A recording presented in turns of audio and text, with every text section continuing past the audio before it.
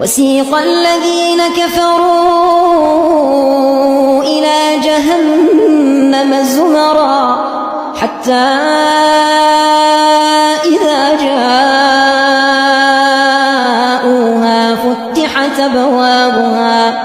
وقال لهم خزنتها ألم يأتكم رسل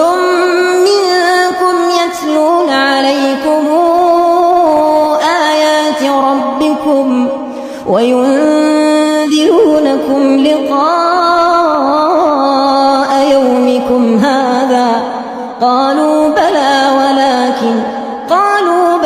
ولكن حقت كلمة العذاب على الكافرين قيل ادخلوا أبواب جهنم خالدين فيها فبئس مثوى المتكبرين.